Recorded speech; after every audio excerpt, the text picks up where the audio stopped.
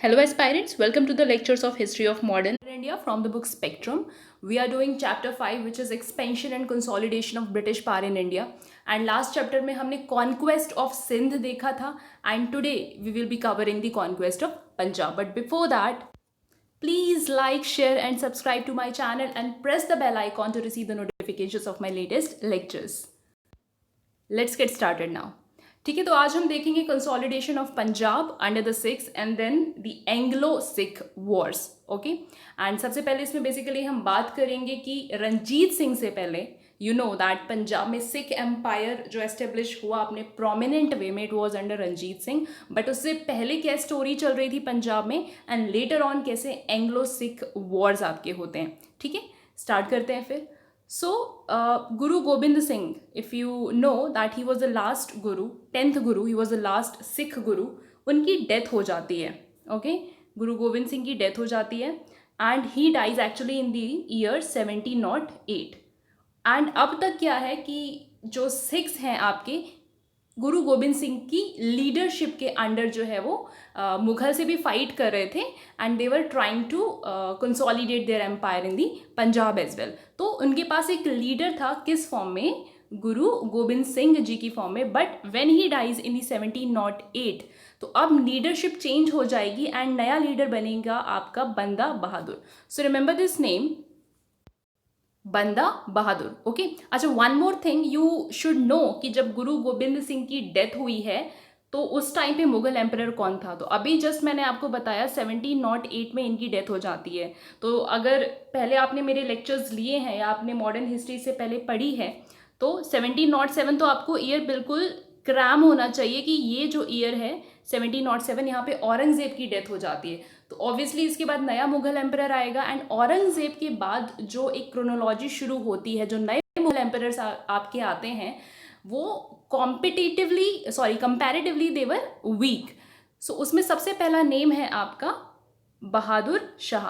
तो यहाँ से जो है ना आफ्टर औरंगजेब एक नई लाइन ऑफ मुगल एम्परर्स शुरू हो जाते हैं जिनमें सबसे पहले आपके बहादुर शाह आते हैं. तो ऑब्वियसली जब गुरु गोबिंद सिंह की डेथ हुई है तो उस टाइम पे मुगल एम्परर कौन है आपका? Bahadur Shah. So remember this, Bahadur Shah one. अब इसको बहादुर शाह 2 से भी प्लीज कंफ्यूज मत करना. Bahadur Shah 2 was the Bahadur Shah Zafar, who was the last Mughal emperor. ठीक है, ओके. देन बंदा बहादुर की लीडरशिप में अब ये रिवोल्ट करते हैं मुगल्स के अगेंस्ट. ठीक है, during the rule of Bahadur Shah only. And in 1715 बंदा बहादुर वॉज डिफीटेड बाय फारूक सियार एंड पुट टू डेथ. अब बंदा बहादुर जी की भी डेथ हो जाती है and once again the whole Sikh they are leaderless now. ठीक है, तो यहाँ पे याद रखना है कि जब बंदा बहादुर की डेथ होती है उस टाइम पे आपके मुगल एम्परर हैं फारूक सियार. Okay, so remember these names. ठीक है, इस तरीके से भी क्वेश्चन आपका आ सकता है. The year is when he dies, the Banda Bahadur dies, the year is 1716. Okay, now again all the Sikh polity, the whole Sikh polity, it has become leaderless. ठीक है, अब यहाँ पे इनका डिविजन हो जाएगा. They get divided into 2 groups. 2 groups में इनका डिविजन हो गया है. The first one is Bandai. ठीक है, इनको लिबरल कहा जाता है. And the second one is Tat Khalsa. ठीक है, remember this, orthodox. Okay, so 2 types of groups are there. One is liberal and one is orthodox. Okay, and liberal को बोला गया है बंदाई एंड ऑर्थोडॉक्स को बोला गया है खालसा. सो ऑर्थोडॉक्स आप समझते हैं ना, that who are not open to new ideas और any change, where is liberal are opposite to orthodox. ठीक है, तो ऑब्वियसली अगर 2 ग्रुप्स बनेंगे तो इनके बीच में थोड़ा रिफ्ट आएगा. तो ये जो रिफ्ट है, the rift among the followers ended in 1721. मतलब 1716 से आप ले लो एंड 1721 तक, क्योंकि 1716 में आपके बंदा बहादुर जी की डेथ हो जाती है एंड 1721 तक यहाँ पे कोई लीडर नहीं है और 2 ग्रुप्स बन गए, जिसकी वजह से थोड़ा सा सिख्स के अंदर, खुद उनके ग्रुप्स के अंदर जो है थोड़ा रिफ्ट आ गया है.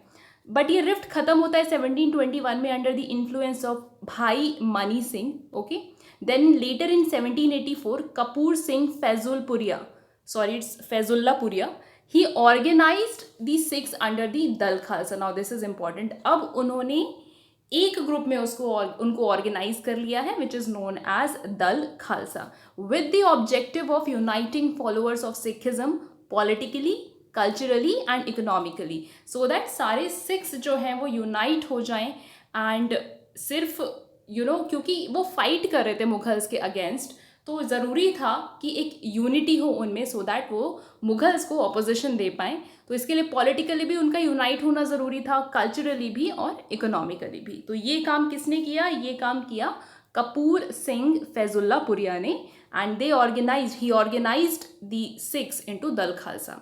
Now the whole body of the Khalsa was formed into 2 sections.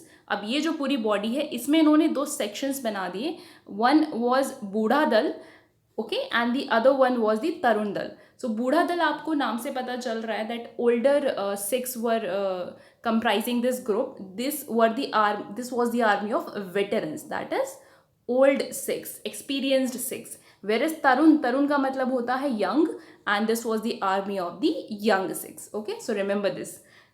Okay, now weakness of the Mughals. आपको पता है मुगल्स तो ऑलरेडी डिक्लाइन पर थे, एंड इन्वेजन्स एक तरफ से फिर अहमद शाह अब्दाली भी आपके इन्वेड कर रहे हैं, तो एक कन्फ्यूजन और एनार्की क्रिएट हो गई पंजाब में. Now obviously what is happening actually, अभी तक पंजाब पे सिक्स का कंट्रोल नहीं है. अभी भी वहाँ पे कौन रूल कर रहा है? मुगल्स रूल कर रहे हैं, ठीक है, मुगल के बिहाफ पे रूल हो रहा है. तो अब ये जो पॉलिटिकल सिनेरियो मुगल एम्पायर के अंडर में चल रहा है, जब अहमद शाह अब्दाली इन्वेड कर रहे हैं, मुगल्स डिक्लाइन हो रहे हैं, तो यहाँ पे अब सिक्स को एक चांस मिल गया है, एक अपॉर्चुनिटी मिल गई है. तो what they do, these political conditions help the organised Dal Khalsa जो उन्होंने बनाया था टू कंसोलिडेट फर्दर, ठीक है, अपनी पोजीशन और स्ट्रॉन्ग कर लेता है Dal Khalsa. And Sikhs consolidated in misls, ठीक है, misls actually it's a group only, and they were the military brotherhoods with democratic setup, ठीक है. मिलिट्री लाइंस पर इन्होंने खुद को ऑर्गेनाइज किया. Obviously they wanted to fight with the Mughals, तो उस तरीके से ऑर्गेनाइज किया इन्होंने, और एक डेमोक्रेटिक सेटअप भी था. मिसल एक्चुअली आपका एक अरेबिक वर्ड है जिसका मतलब है इक्वल और अलाइक. भले ये ग्रुप्स क्रिएट हो गए हैं मिसल्स जिनको बोला गया है, लेकिन सब एक दूसरे के साथ भाईचारे के साथ रह रहे हैं, मिलके रह रहे हैं, एंड मिलके ही then they are going to fight with the Mughals. And the another meaning of misl is state. Okay, so there are 2 meanings, one is equal or alike and the other one is state. Now during the period 1763 to 1773, ये 10 years का आपका period जो है, now many misls started to rule the Punjab region. अब ये जो different misls बन गए थे आपके, इन्होंने कुछ कुछ pockets अपने पंजाब में डिवाइड कर लिए, और पर्टिकुलर पॉकेट्स को एक पर्टिकुलर ग्रुप जो है वो रूल कर रहा है अंडर द सिख चीफटेन्स, और उनके लीडर को कहा गया सिख चीफटेन. कहाँ से कहाँ तक ये रूल कर रहे हैं? From Saharanpur in the east to Attock in the west. East में आपका Saharanpur which is in UP, present day UP में है ये आपका, एंड एटॉक आपका वेस्ट में. वेस्ट का मतलब यहाँ पे क्या हुआ? दैट इज पाकिस्तान, क्योंकि उस टाइम पे आपको पता है एक्सपेंशन तो हमारा पाकिस्तान तक था, मुगल एम्पायर का एक्सपेंशन पाकिस्तान तक था, ठीक है, and the north to the Multan in the south, ठीक है. तो ये कुछ पाकिस्तान के रीजन्स भी इंक्लूडेड हैं इसमें, एंड आपका इधर यूपी तक, सहारनपुर तक इन्होंने अपना एरिया जो है वो एक्सपेंड कर लिया है. Let's have a look at the map of the Sikh empire. ये थोड़ा आपका जो मैप है ये रंजीत सिंह के आने के बाद का मैप है, जब तक उनका रूल रहता है. फिर भी एक जनरल आइडिया ले लेते हैं हम. जो पिंक में आप एरिया देख रहे हैं, this is all your Sikh empire, and now you can see here, ये आपका मुल्तान है साउथ में, एंड नॉर्थ में आपका यहाँ पे कहीं एटॉक है, अप्रॉक्सीमेशन से बता रही हूँ मैं आपको, ठीक है. एंड ये सारा इन्होंने देख रहे हैं आप, ये दिल्ली तक, यूपी तक इन्होंने कवर किया हुआ है, एंड सहारनपुर आपको पता ही है ये यूपी के बिल्कुल नॉर्थ में जाके आपका पड़ता है. So this is the Sikh empire, ठीक है. ये आपका एक जनरल एक्सपेंशन था सिख एम्पायर का in the India as well और पाकिस्तान में भी. Okay, yes. Now let's talk about Ranjit Singh, okay, and further कैसे मिसल्स और क्रिएट होते हैं, and let's have a look at the question. The question is write a note on the rise of Ranjit Singh in Punjab and consolidation of Sikh empire under him. Okay, तो देखते हैं. Now when Ranjit Singh took birth, जब उनका birth होता है, तो उस time तक आते आते बहुत सारे मिसल्स ग्रुप्स ऑलरेडी क्रिएट हो गए हैं, और 12 दैट इज 12 इंपॉर्टेंट मिसल्स थे उस टाइम पे. नेम्स देख लीजिए एक बार. आलूवालिया, भांगी, डल्लेवालिया, फैजुल, ये तो आपको पता ही, अभी हमने ऊपर नेम भी देखा, फैजुल्लापुरिया, Kanhaiya, क्रोरा Singhia, नक्काई, निशानिया, Phulkia, Ramgarhia, Sukarchakia and Shaheed. You don't have to remember all these 12 misls, बस एक बार नाम गो थ्रू आप कर लीजिए, ठीक है। सो 12 आपके इंपॉर्टेंट मिसल्स हैं और इसमें से एक आपको तो डेफिनेटली याद रखना है, विच is your Sukerchakia Misl. Now why this is important, because Sukerchakia मिसल से ही आपके रंजीत सिंह बिलोंग करते थे। नाउ सेंट्रल एडमिनिस्ट्रेशन जो है मिसल का वॉज बेस्ड ऑन द गुरुमट्टा संघ। ये क्या है? This was essentially a political, social and economic system. एक सिस्टम है सिंपली जस्ट, ठीक है। एंड सेंट्रल कैसे एडमिनिस्टर होंगे, किस तरीके के रूल्स होंगे, कैसे गवर्निंग होगी, क्या स्ट्रक्चर होगा पूरा, वो गुरुमट्टा संघ एक सिस्टम है, उसके बेसिस पे आपका डिसाइड होता था, ठीक है। Now Ranjit Singh was the son of Mahan Singh and he was the leader of सुकर चकिया मिसल। सो रिमेंबर, महान सिंह के बेटे थे रंजीत सिंह, और महान सिंह किसके लीडर थे? महान सिंह लीडर थे सुकर चकिया मिसल के। So this is important, remember this misl at least, बाकी चाहे आपको याद होना हो, ठीक है। नाउ महान सिंह की जब डेथ होती है तो रंजीत सिंह बहुत ही यंग थे, he was just 12 years old, but he showed early acumen, that is he was strong enough to rule the empire. He was quite capable and talented and skillful. So towards the close of the 18th century, all the important missiles except Sukar Chakia were in state of disintegration. अभी क्या हो रहा है, 18th century खत्म होने को आ रही है और ये जितने भी आपके मिसल्स हमने देखे, जो 12 इंपॉर्टेंट मिसल्स देखे, इनका डिसइंटीग्रेशन होने लगा है, that is they are on the verge of decline, मतलब ये और फर्दर जो है डिवाइड होने लगे हैं। लेकिन शुक्र चकिया मिसल इकलौता अकेला एक ऐसा मिसल था जो अभी भी कंसोलिडेटेड था, ओके। नाउ रंजीत सिंह अब ये बन जाते हैं नए रूलर, ठीक है, and he followed a ruthless policy of blood and iron. Now this is very very important, आपको भले ही लगा होगा क्योंकि हमने बहुत ही जो रंजीत सिंह की जो स्टोरी सुनी है उसमें हमेशा हमने देखा है that he has been depicted और had been depicted as a very mighty and wise ruler, but उसके कॉन्ट्रडिक्शन में हमें यहाँ पे देखने को मिलता है कि उन्होंने blood and iron policy follow की है, दैट इज सम हाउ और anyhow you have to win. And यहाँ पे रंजीत सिंह ने बेसिकली इसको फॉलो किया to expand his territories, to acquire new territories and अपना रूल एस्टेब्लिश करने के लिए, ठीक है। नाउ एक चीज़ और है यहाँ पे, that he was not the only ruler to adopt this policy. Balban, okay, Balban ने भी इस पॉलिसी को, ब्लड एंड आयरन पॉलिसी को अडॉप्ट किया था, okay. Now don't let me tell you who is Balban, find out yourself. Now he carved out for himself a kingdom in central Punjab, अपना खुद का उन्होंने किंगडम क्रिएट किया। एंड 1799 में, वेरी इंपॉर्टेंट ईयर, ठीक है, he was appointed as the governor of Lahore by the Zaman Shah.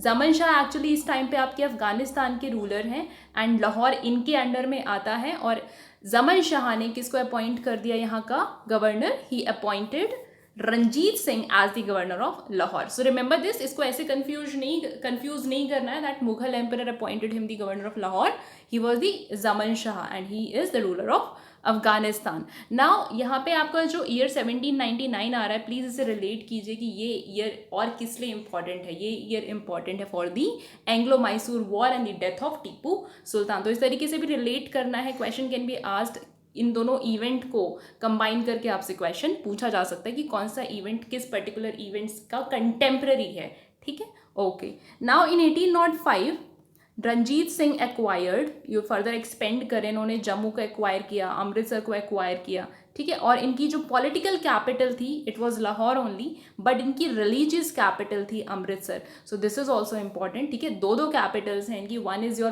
Political capital which is your Lahore and the second one is your religious capital which is your Amritsar, okay. तो अब जो है रंजीत सिंह के under में एक अच्छा खासा रूल आ गया है, एक अच्छा खासा एरिया आ गया है रूल करने के लिए। He also maintain good relations with the Dogras and the Nepalis, ठीक है, इन्होंने अब डोगराज एंड नेपालीज के साथ गुड रिलेशंस मेंटेन किए सो दैट इनको अपनी आर्मी में इनसे हेल्प मिल पाए, because they were really known for their skill of fighting, ठीक है। चलिए, सो दिस वॉज अबाउट योर, जो हमने क्वेश्चन देखा था कि आपको रंजीत सिंह के राइज के बारे में बताना था, that note on the rise of Ranjit Singh in Punjab and the consolidation of Sikh empire and under him. तो आप बैकग्राउंड में इंट्रो में आप देंगे कि he was the leader of the he was the son of the leader of the सुकर चकिया मिसल, that is महान सिंह, ठीक है, थोड़ा बताएंगे। फिर आप बताएंगे कि जब डेथ हो जाती है महान सिंह की, then he becomes the ruler of Sikh empire in Punjab, and कैसे ब्लड एंड आयरन की पॉलिसी फॉलो करते हुए उन्होंने अपने एम्पायर को कंसोलिडेट किया, and he brought Lahore, Amritsar and Jammu under his rule.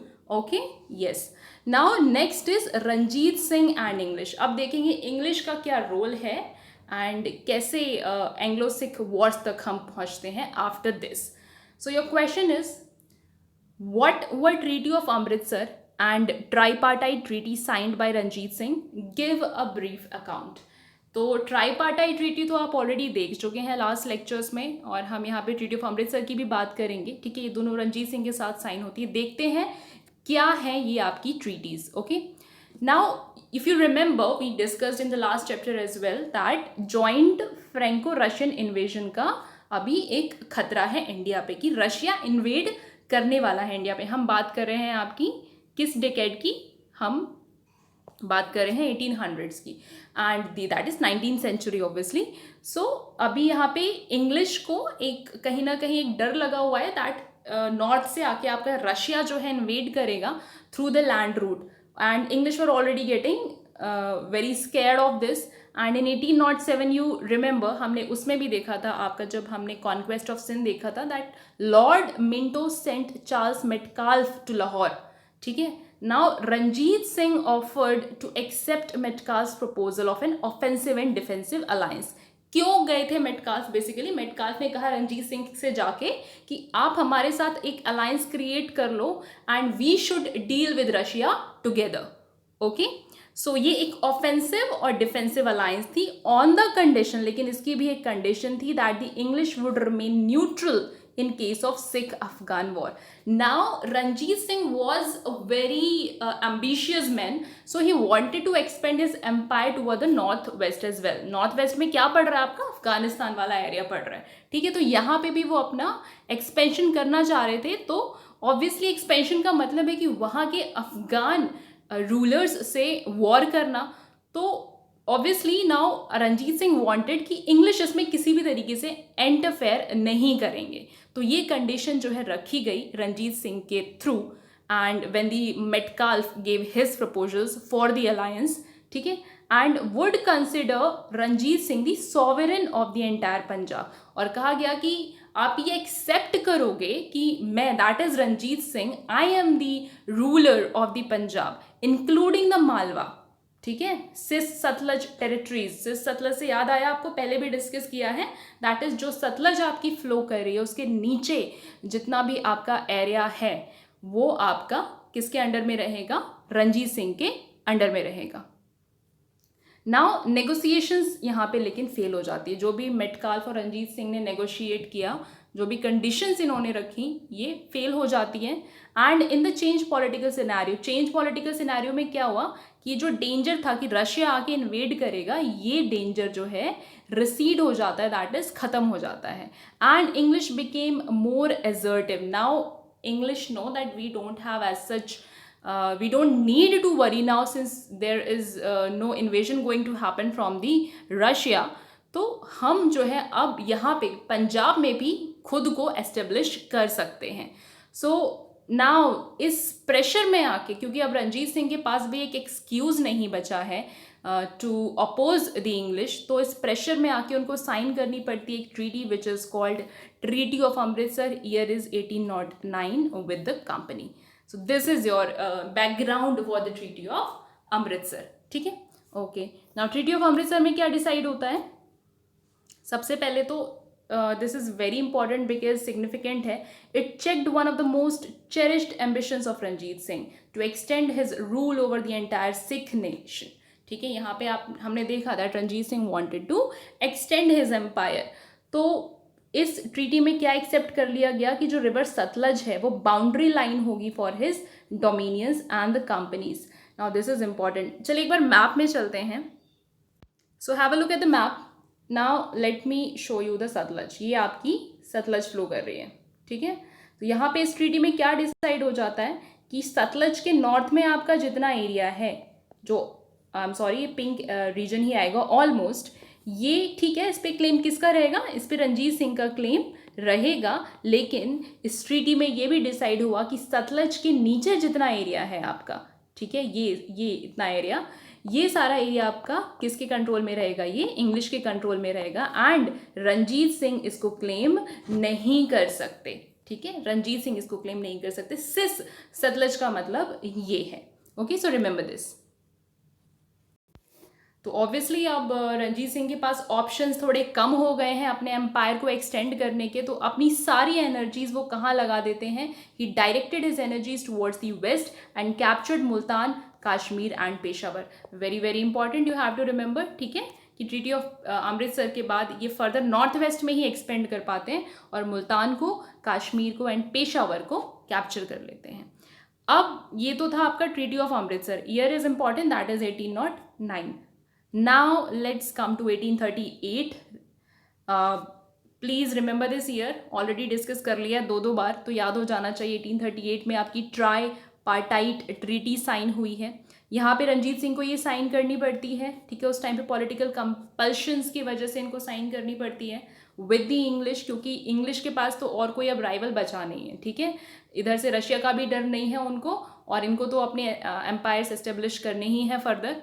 तो इंग्लिश के पास एज सच डरने के लिए कुछ नहीं है, but Ranjit Singh knew that I am not strong enough और I don't have as strong as army जितना कि इंग्लिश के पास है इनसे फाइट आउट करने के लिए। तो उस कंपल्शन में आके इनको इनके साथ एक ट्राई पार्टाइट ट्रीटी साइन करनी पड़ती है, and he refused to give passage to British through his territories. लेकिन इस ट्रीटी में डिसाइड तो होता है कि ठीक है, इंग्लिश को पैसेज मिल जाएगा थ्रू ये जो आपका इंडस वाला जितना भी रिवर फ्लो कर रही है वहाँ से भी, एंड आपका सतलज से भी, लेकिन रणजीत सिंह उनको पैसेज नहीं देते हैं।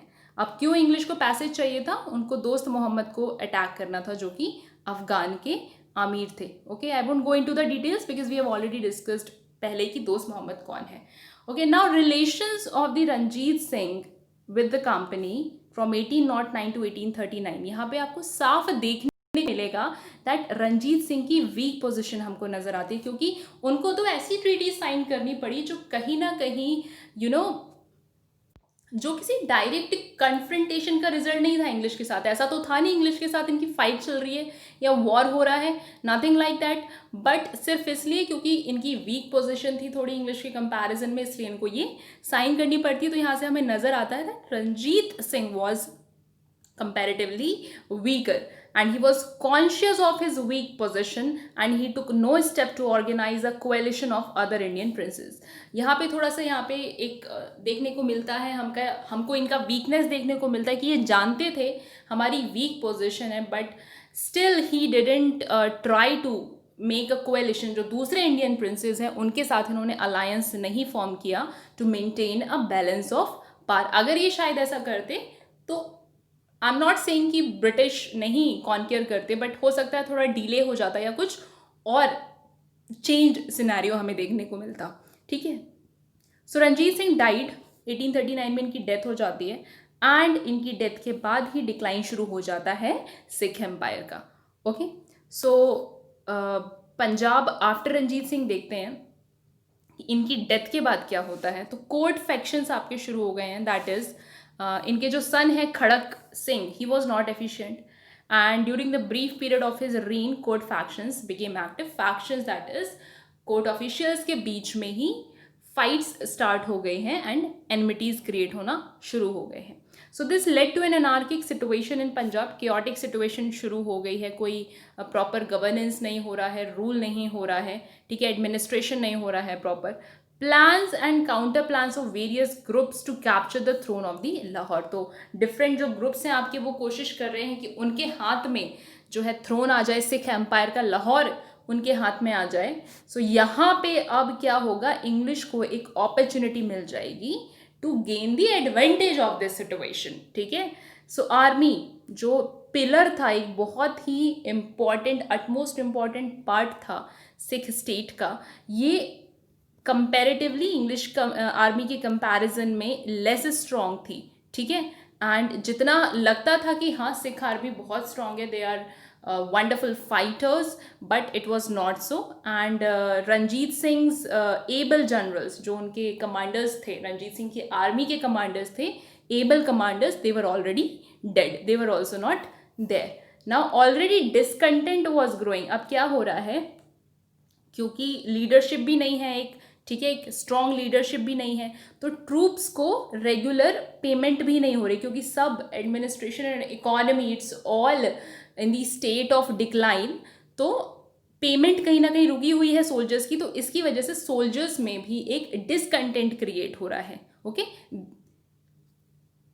That is they are getting frustrated with the state of affairs की चल क्या रहा है. सो उसके बाद एक और चीज़ की अनवर्दी ऑफिसर्स आपके अपॉइंट किए जा रहे हैं आर्मीज में, जिनकी वजह से कोई भी डिसिप्लिन आपका मेंटेन नहीं हो रहा है.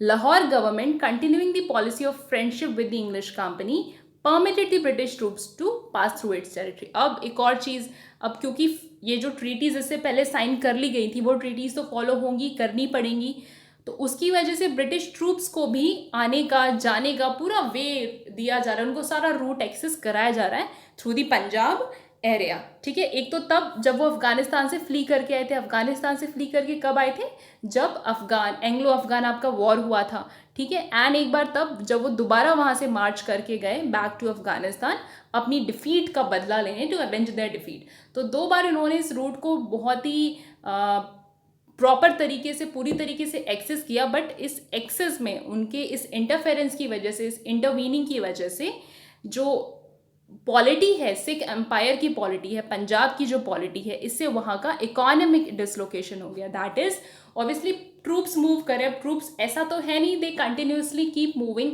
दे stay at particular place, they take rest, then they move and then they use the supplies, food, weapons and everything from that particular area.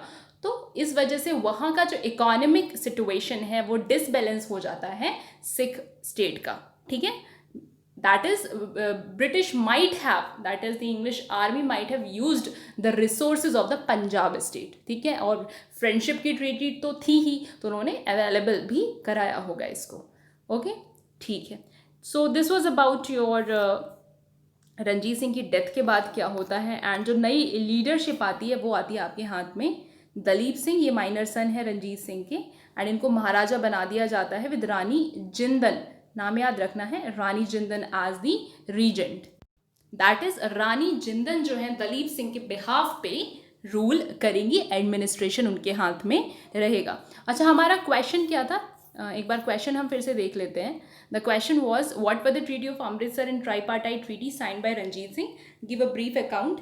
तो यहाँ पे आपको ट्रीटी ऑफ अमृतसर के बैकग्राउंड में तो बताना ही है कि मेटकाल्फ जी को भेजा जाता है, ठीक है, रंजीत सिंह के पास लाहौर में, to sign an offensive and defensive alliance. ठीक है, बट फेल हो जाते हैं नेगोशिएशंस, लेकिन उसके बाद 1809 में आपकी ट्रीटी ऑफ अमृतसर साइन होती है. और बैकग्राउंड ज़रूर देना है कि रीज़न क्या था इसका. पहले तो यही रीज़न था कि फ्रेंको रशिया इन्वेजन का डर है, लेकिन उसके बाद जब ये सिनारियो चेंज हो जाता है तो वीक पॉलिटिकल सिचुएशन की वजह से, वीक लीडरशिप की वजह से यहाँ पे साइन होती है treaty of Amritsar. And similarly you have to tell about the treaty, tripartite treaty. तो फर्स्ट पॉइंट में you have to tell about the treaty of Amritsar, and second में you can give a brief account of tripartite treaty. Tripartite treaty के brief account के लिए please please please go through the previous lecture, और या फिर previous जितना भी content है, इससे पहले जब हमने कॉन्क्वेस्ट ऑफ सिंध किया था उसमें डिटेल में हमने डिस्कस किया है.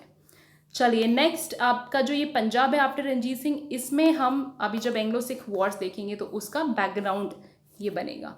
तो एक बार क्वेश्चन देख लेते हैं. Question is what were the causes and result of Anglo Sikh Wars, discuss in detail. ठीक है, तो क्या कॉजेज थे, एंग्लो सिख वॉर्स क्यों हुए, एंड डिटेल में हम डिस्कस करेंगे. तो बैकग्राउंड में आप बताएंगे कि फैक्शंस जो हैं वो क्रिएट हो गए हैं, ये आप इंट्रो में बताएंगे. कोर्ट में फैक्शंस क्रिएट हो गए हैं, एंड ये कुछ रीजंस देंगे कि कैसे पॉलिटिकल सिनारियो आपका अभी जो है पूरी तरीके से डिक्लाइन हो रहा है. And then the Dalip Singh, the coming of Dalip Singh. तो सबसे पहले देखते हैं first Anglo Sikh war. The year is 1845 to 46. Remember this period, and let's have a look at the causes. Cause क्या है आपका Anglo Sikh war? The breakout of Anglo Sikh war has been attributed to the action of Sikh army. होता क्या है, ये cross कर जाते हैं रिवर सतलज। जबकि यहाँ पे इफ़ यू रिमेंबर जब ट्रीटी साइन हुई थी अमृतसर की, तो वहाँ पे सीधा बोला गया था कि सतलज के नीचे आपको आने की परमिशन नहीं है, वो हमारा डोमिनियन है। हमारा किसका? इंग्लिश का डोमिनियन है। तो ये सिख आर्मी क्रॉस कर जाती है उसको। Year is 1845। तो यहाँ पे ऑब्वियसली इंग्लिश को एक एक्सक्यूज मिल जाता है to declare a war against the Sikhs. तो देख लेते हैं डिटेल में क्या कॉजेज थे, कि इसके अलावा क्या रीजंस थे। सबसे पहले तो anarchy in the Lahore kingdom. अभी अभी हमने देखा फैक्शंस क्रिएट हो गए हैं कोर्ट में। The people are fighting among themselves only, the officials are fighting, और लाहौर के थ्रोन, सिख एम्पायर के थ्रोन के लिए लड़ाई हो रही है। जब महाराजा रणजीत सिंह की डेथ हो जाती है तो पावर स्ट्रगल आपका क्रिएट हो गया है for the domination between the court at Lahore and the powerful and increasingly local army. ठीक है। नेक्स्ट है आपका suspicions amongst the Sikh army arising from the English military campaigns. यहाँ पे क्या है, सिख्स को ये थोड़ा अंदेशा हो रहा है, they are getting this feeling that English जो है आके अटैक करने वाले हैं सिख एम्पायर पर, एंड वो एनेक्स करने वाले हैं ग्वालियर और सिंध को। ठीक है।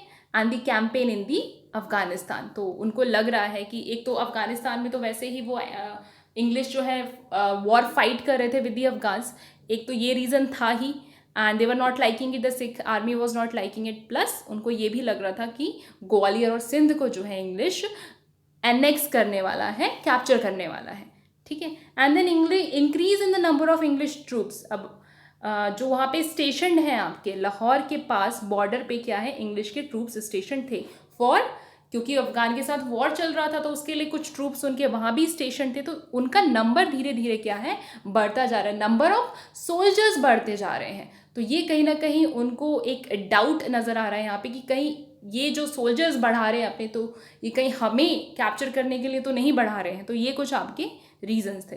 तो वॉर में क्या होता है, 1845 में फाइनली आपका वॉर ब्रेकआउट हो जाता है under the overall command of Lal Singh. So remember this name, Lal Singh was leading the army of the Sikh empire, but he is a treacherous person, treachery करते हैं। ठीक है, दैट इज गद्दारी करते हैं। एक और पर्सन है आपके तेजा सिंह, इनकी ट्रैकरी की वजह से सिख्स को डिफीट होती, कहाँ कहाँ डिफीट होती है, Mudki, Firoz Shah, Buddowal, Aliwal and Sobraon. So you don't have to remember these names, but हाँ आपको दिख रहा है कि ट्रैकरी की वजह से सिर्फ एक नहीं, दो नहीं, 5 रीजन्स हैं जहाँ पे सिख्स को डिफीट मिलती है from the English. And Lahore fell to the British forces. तो लाहौर को कौन कैप्चर कर लेते हैं, ब्रिटिश फोर्सेस फाइनली कैप्चर कर लेते हैं 1846 में विदाउट अ फाइट। उनको फाइट करने की भी ज़रूरत नहीं पड़ती है।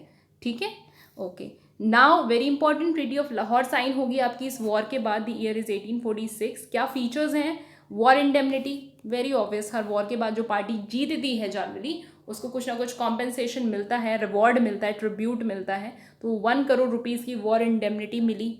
फिर जालंधर दोआब, ये आपका ब्यास और सतलज के बीच में जो लैंड है, Doab is nothing but the land lying between the 2 reverse. ठीक है, नाम से पता चल रहा है 2 रिवर्स के बीच में आपकी जो लैंड है उसको हम दोआब बोलते हैं। तो ब्यास और सतलज के बीच में जो लैंड है उसको जालंधर दोआब कहा जाता था। एंड ये किसके हाथ में आ गई, अब ये कंपनी के हाथ में आ गया।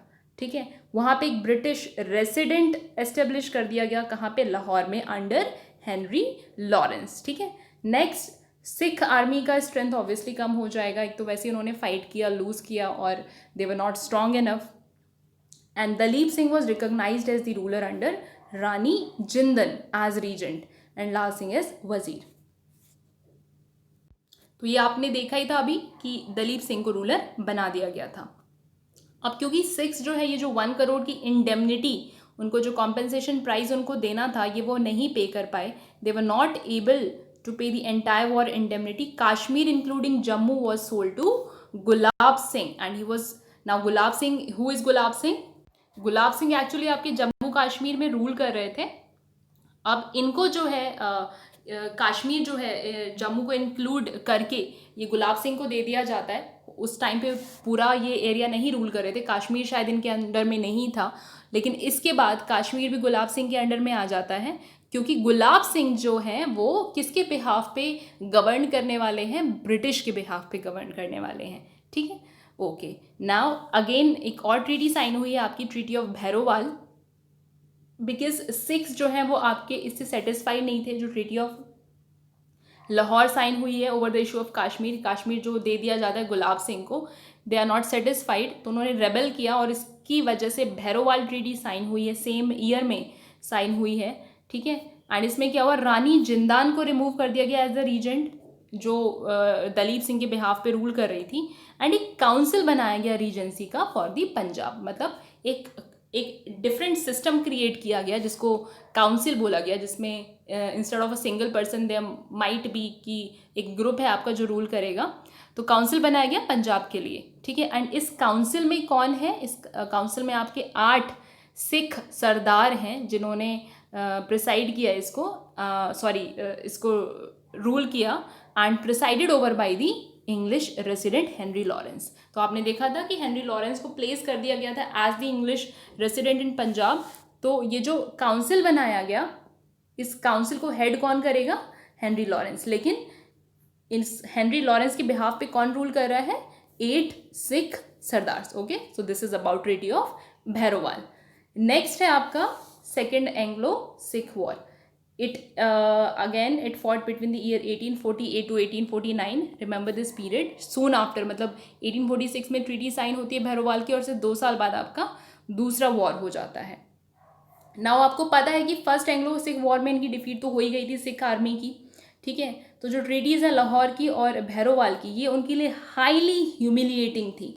ऑब्वियसली जितने भी टर्म्स है, धीरे धीरे एनक्रोचमेंट हो गया है इंग्लिश का, ब्रिटिश का, कई सारी टेरिटरीज उनके अंडर में आ गई हैं, सिख एम्पायर की कई सारी टेरिटरीज उनके हाथों से निकल गई हैं, ठीक है। एक तो ये रीज़न था, plus inhuman treatment to the Rani Jindan. Rani Jindan को बहुत ही इनह्यूमन ट्रीटमेंट मिला एंड उनको बनारस भेज दिया गया एज अ पेंशनर। तो ये सिख्स को बिल्कुल पसंद नहीं आ रहा था कि एक हमारी अथॉरिटी के साथ इस तरीके से बिहेव किया गया। नाउ मलराज, ये गवर्नर हैं आपके मुल्तान के, यहाँ पे एक नए गवर्नर आ जाते हैं इनकी जगह, ठीक है, नए सिख गवर्नर आ जाते हैं over the issue of increase in annual revenue. Now this is not important, इसको अभी आप भूल जाइए यहाँ पे। तो होता क्या है बेसिकली, ये जो मुलराज है इनकी जगह जब सिख नए गवर्नर को प्लेस कर दिया जाता है, तो Mulraj obviously doesn't like it, he revolts and he murdered 2 English officers, ठीक है। इन्होंने 2 इंग्लिश ऑफिसर्स को मार दिया। अब इनसे फाइट करने के लिए शेर सिंह को भेजा गया इस रिवोल्ट को सप्रेस करने के लिए, लेकिन ये खुद ही मुलराज के साथ मिल गए, उनके साथ ग्रुप बना लिया इन्होंने, अलायंस फॉर्म कर लिया और उनके साथ मिलके इन्होंने इंग्लिश को अटैक किया। Now this could be considered as the immediate cause of the war, और यही वॉर का इमीडिएट कॉज बना। देन गवर्नर जनरल जो हैं आपके इंडिया के, that is Lord Dalhousie. Now he was a hard core expansionist, that is किसी ना किसी तरीके से एनी हाउ एक्सपेंड करना है एंड डिफीट करना ही करना है। तो ये गॉट द प्रीटेक्स, यहाँ पे इनको प्रीटेक्स दैट इज एक एक्सक्यूज मिल जाता है अब पंजाब को कंप्लीटली एनेक्स करने का। दैट इज उन्हें पता है that we are going to defeat them, और यहाँ पे उनको एक ये जो मुलराज का रेबेल था अगेंस्ट द इंग्लिश, ये इनके लिए एक एक्सक्यूज बन जाता है to conquer the Punjab. So lord Dalhousie खुद ही पंजाब जाते हैं, ठीक है, और 3 बहुत ही इंपॉर्टेंट बैटल्स यहाँ पे फॉट हुए हैं before the final annexation of the Punjab. Punjab को पूरी तरीके से कैप्चर करने से पहले 3 बैटल्स जो हैं, पहला है आपका बैटल ऑफ रामनगर, ठीक है, यहाँ पे कमांडर हैं आपके sir Hugo, okay, and then है आपका battle of Chillianwala, the year is 1849, and the battle of Gujarat. Gujarat को ये वो वाले गुजरात स्टेट से कंफ्यूज नहीं करना, ये एक छोटा सा टाउन है on the banks of river Jhelum, ठीक है। तो ये आपके 3 बहुत ही इंपॉर्टेंट बैटल हुए हैं, battle of Ramnagar, battle of Chillianwala and battle of Gujarat in the year 1849। And Sikh army finally आपकी सरेंडर कर देती है एट रावलपिंडी, ठीक है, और यहाँ पे थोड़ा इनको अफगान का भी अलायंस मिला, इनको सपोर्ट मिला अलायंस का, और वो भी इंडिया से उनको बाहर निकाल दिया जाता है अफगान्स को, ठीक है। रिजल्ट क्या है इस वॉर का? सो आपके कुछ टर्म्स हैं, दैट इज सिख आर्मी का सरेंडर, ठीक है, ऑब्वियसली डिफीट हो गया है, शेर सिंह सरेंडर कर देते 1849 में, पंजाब को पूरी तरह कैप्चर कर लिया जाता है, एंड एक 3 मेंबर बोर्ड सेटअप किया जाता है पंजाब को गवर्न करने के लिए, जिसमें आपके लॉरेंस ब्रदर्स हैं, that is Henry and the John Henry Lawrence and the John and the Charles Mansel, ठीक है। तो अब पूरी तरीके से जो है पंजाब आपका किसके अंडर में आ गया है, ब्रिटिश के अंडर में आ गया है। नाउ 1853 में इस बोर्ड को नलीफाई कर दिया जाता है, ठीक है, ख़त्म कर दिया जाता है और पंजाब को प्लेस किया जाता है अंडर अ चीफ कमिश्नर। तो ये भी इम्पॉर्टेंट है, फाइनल ये नहीं है कि सिर्फ इन्हीं के अंडर में आपका लाहौर आ गया, पंजाब आ गया। और जॉन लॉरेंस इसके पहले चीफ कमिश्नर बनते हैं। डेजिग्नेशन इंपॉर्टेंट है, याद रखना कि चीफ कमिश्नर रूल करेंगे अब या गवर्न करेंगे अब पंजाब को, और इसके पहले चीफ कमिश्नर होते हैं John Lawrence. Okay, let's go back to the question now. So your question was what were the causes and result of Anglo-Sikh wars? Discuss in detail. Intro आपने देखा, मैंने आपको बताया दैट फैक्शंस क्रिएट हो गए हैं, बिगिनिंग ऑफ कोड फैक्शंस, ठीक है। उसके बाद फर्स्ट एंग्लो सिख वॉर में आप कॉजेज बताएंगे दैट सिख आर्मी ने आपका रिवर सतलज को क्रॉस कर लिया है, एंड देन और भी कुछ रीजंस थे, फैक्शन एक रीजन था आपका, ठीक है। And the Sikh army they were doubtful of the annexation of the Gwalior and Sindh and the rise in the number of English troops, ठीक है। फिर वॉर का कोर्स बताएंगे आप, mark it as the first point for this answer, first Anglo Sikh war, ठीक है। तो इसमें कॉजेज में ये आपका फर्स्ट पॉइंट हो जाएगा, एंड सेकंड आपका this, okay, main causes, and third आपका कोर्स ऑफ वॉर, ठीक है। कोर्स ऑफ वॉर में आप बताएंगे दैट लाल सिंह की कमांड में वॉर होता है, बट ट्रैकरी करते हैं तेजा सिंह के साथ मिलके, एंड काफ़ी सारे एरियाज जो हैं वो लूज कर देते हैं। एंड फिर ट्रीटी ऑफ लाहौर साइन होती है, make it as a fourth point under this, okay. But आपको पता है कि ट्रीटी ऑफ लाहौर से सिख सेटिस्फाइड नहीं है, and then treaty of Bhairowal sign होती है, make it as a fifth point.